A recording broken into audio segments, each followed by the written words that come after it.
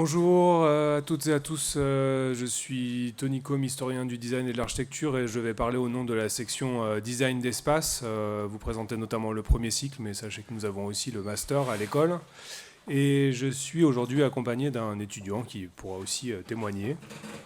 Je vous laisse vous présenter. Bonjour, je m'appelle Jules Monod, je suis en deuxième année en design d'espace. J'ai fait ma première année ici aussi et j'ai fait une classe préparatoire juste avant. Alors, le fonctionnement de notre section est globalement assez similaire aux autres de l'école. Nous abordons le design à partir du contexte et les projets que nous élaborons s'apparentent à des dispositifs d'interaction, comme il est écrit ici, dans des situations de rencontre, de partage, de collaboration, d'expérience artistique, c'est-à-dire c'est l'espace qui dicte nos contraintes et plutôt un espace public, un espace collectif, hein, plus qu'un espace privé, on va le dire comme ça. Ce qui est assez typique de cette formation, de cette licence en design d'espace ici, je veux dire par contraste avec peut-être un BTS de design d'espace ou une école d'architecture, c'est la pensée par l'atelier, ici on appelle les ateliers les pôles. C'est le développement d'une forte culture constructive qui permet en plus en parallèle de l'appréhension d'un contexte, de savoir ce qu'on peut ne faire ou ne pas faire, et surtout de penser le projet par rapport à une vraie culture technique, constructive, résistance des matériaux, et que les choses se dessinent aussi dans la connaissance des matières. Alors je ne sais pas si par exemple vous voulez présenter, parler de ça, du rapport à l'atelier, qu'est-ce qui se passe Alors déjà, moi en deuxième année, on est initié à des cours de matériaux d'un prof qui enseigne des cours sur les matériaux. Il fait un cours sur le bois, le métal et d'autres matériaux. Pour le moment, on n'a eu que le bois et le métal. On a un projet qui s'ensuit sur ce matériau, donc on va investir les pôles volume. Pour ma part, j'ai beaucoup été surtout au pôle bois. Et du coup, ça nous permet de vraiment développer une sensibilité particulière à ces matériaux, puis comprendre ce qu'il en est des différentes machines, des différentes manières de le travailler, des différentes propriétés de ces matériaux, de le travailler vraiment, quoi. Donc à cela s'ajoute, là aussi c'est assez commun aux différentes sections de design, c'est constitutif de cette discipline, c'est la question du dessin.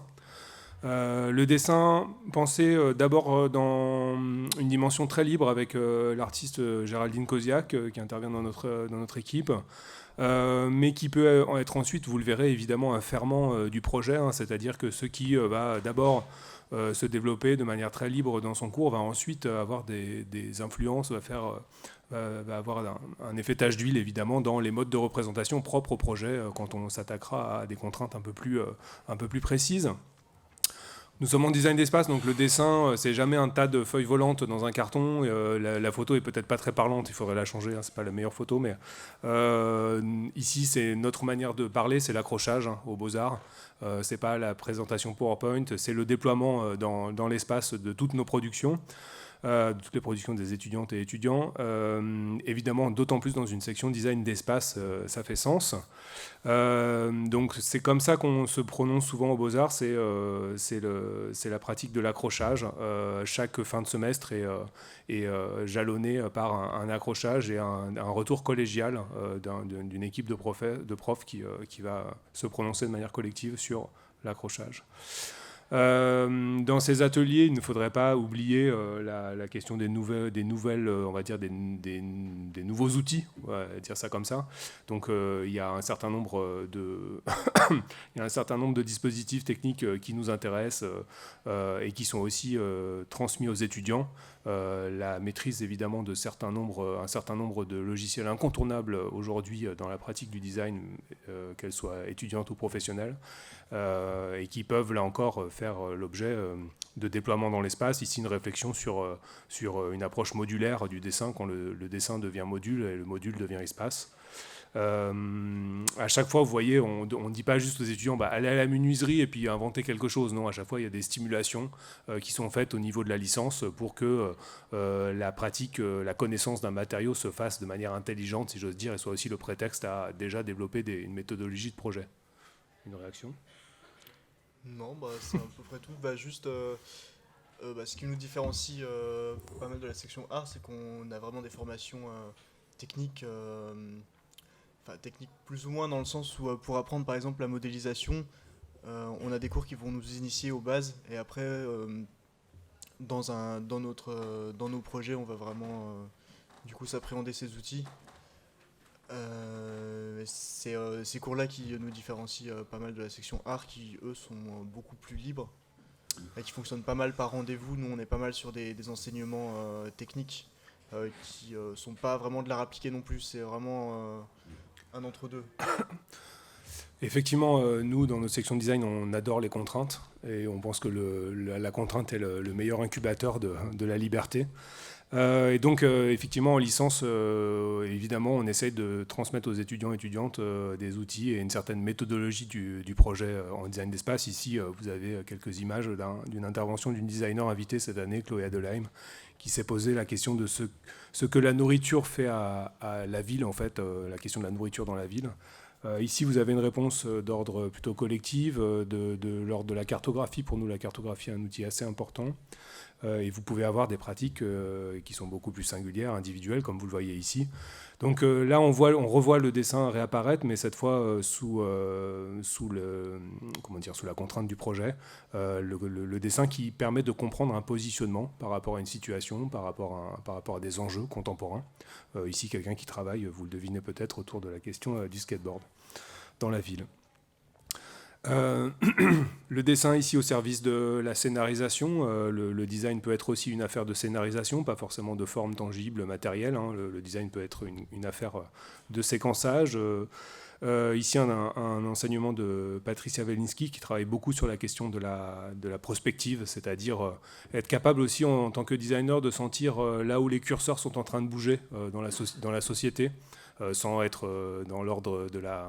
On n'est pas dans l'ésotérisme, ni c'est pas l'horoscope, c'est pas la question.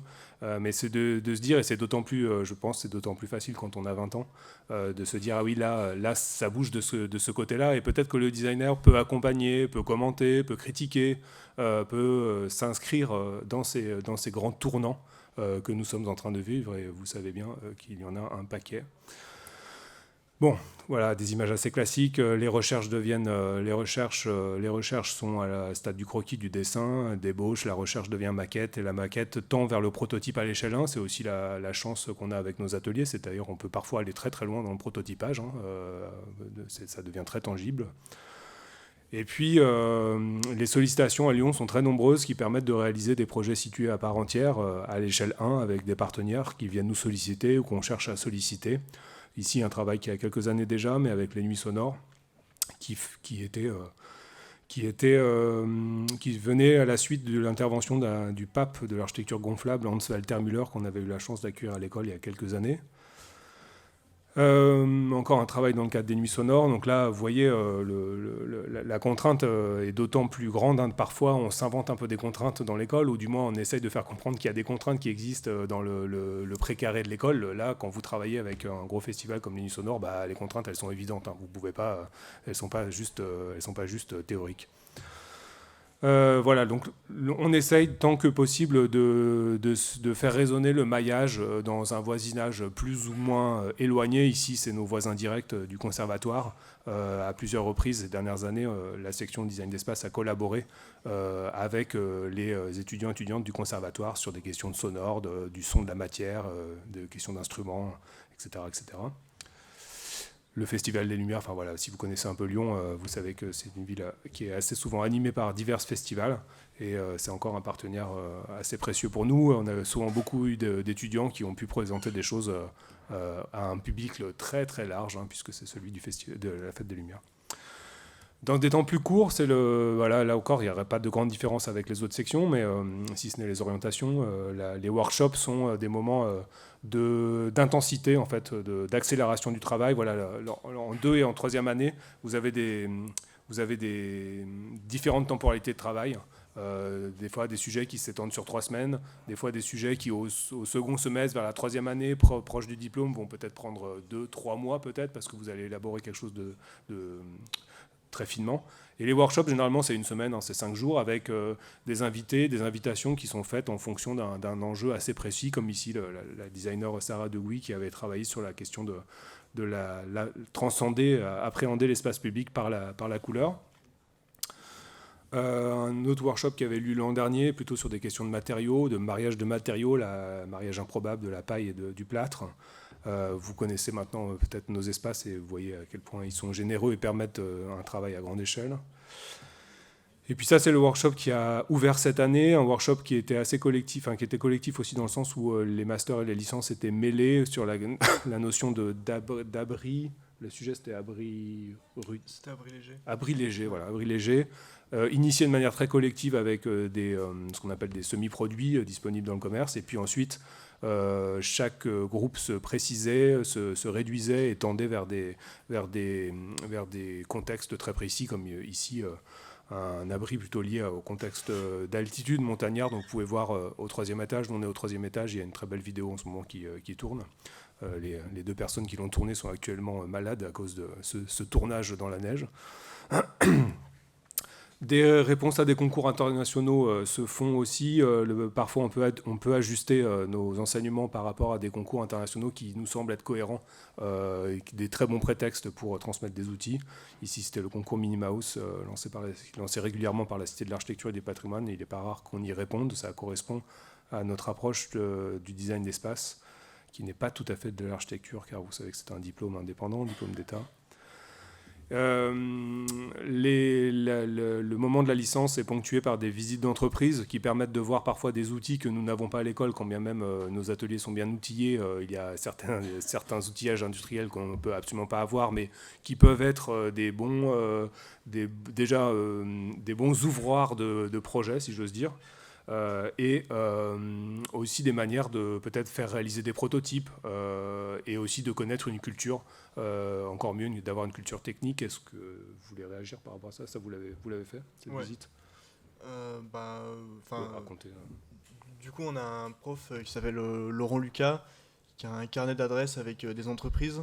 Et pour initier, du coup, ce que je disais précédemment, ces projets qu'on a en lien avec un matériau, on visite une entreprise qui a une multitude de machines qui permettent de travailler ces matériaux, qui va bien au-delà des pôles qu'on a. Par exemple, là, on voit en fait, c'est une découpeuse laser pour les plaques d'acier. Mais par exemple, on avait vu c'est une C5 axe, donc une sorte de machine pour sculpter le bois de toutes parts. Et c'est surtout pour nous ouvrir sur les perspectives que peuvent nous offrir les machines industrielles. Donc, on va dire bonne connaissance du milieu industriel et technique, mais aussi culturel, avec des visites d'exposition afin de proposer aux étudiants d'être quand même au fait de ce qui fait débat aujourd'hui, de ce qui attire le public dans certains musées. Donc, on essaye de visiter un certain nombre d'expositions. Ça, c'était Saint-Étienne. Ici, le FRAC Centre, centre dédié à l'architecture. Et puis donc tout ça converge, mais maintenant vous l'avez compris je pense, tout ça converge vers ce moment fort de la fin de la 3e année qui est le DNA, la soutenance du diplôme national d'art, qui prend la forme là encore d'un accrochage, et c'est une spécificité aussi par rapport à d'autres formations comme les arts appliqués ou d'autres écoles. Ici nous prenons le risque d'inviter une grande majorité de personnalités extérieures à l'école, c'est-à-dire que dans nos jurys il n'y a qu'un seul référent pour 2 personnalités extérieures en licence et 4 personnalités extérieures en master, c'est-à-dire qu'on envoie les étudiants et étudiantes se confronter à des interlocuteurs en grande majorité qui ne connaissent pas leur boulot. C'est évidemment quelque chose de très important, parce que c'est comme ça que ça marchera dans le milieu professionnel, hein. On ne sera pas coucouné autant que ça a été le cas dans l'école. Voilà. Donc ça, c'est le diplôme qui prend la forme d'une mise en espace, là encore. Ça, c'est typique des beaux-arts. Vous voulez rajouter quelque chose? Peut-être un petit mot sur l'histoire du design. Ah oui, ça a l'air intéressant. Du coup, Tony Combe, qui est avec moi, administre un cours qui s'appelle Histoire du design, qu'on a aussi en première année, et qui permet d'avoir... c'est une approche assez particulière du design, Vous pouvez peut-être en dire. Je suis pris mon propre piège.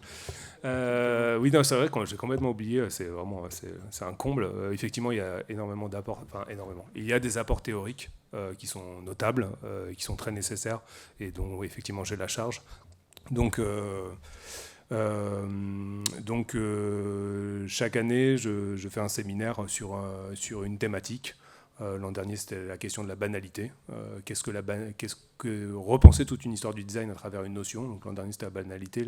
Cette année, mon cours s'appelle la tyrannie du confort. Donc chaque année, je prends à bras le corps une notion et c'est une manière de retraverser toute l'histoire du design. Et c'est un séminaire qui est partagé avec plein de sections. Donc dans le cours, il y a aussi des designers textiles et aussi des designers graphiques. Voilà. Oui, non, c'est vrai que j'allais oublier ma propre discipline.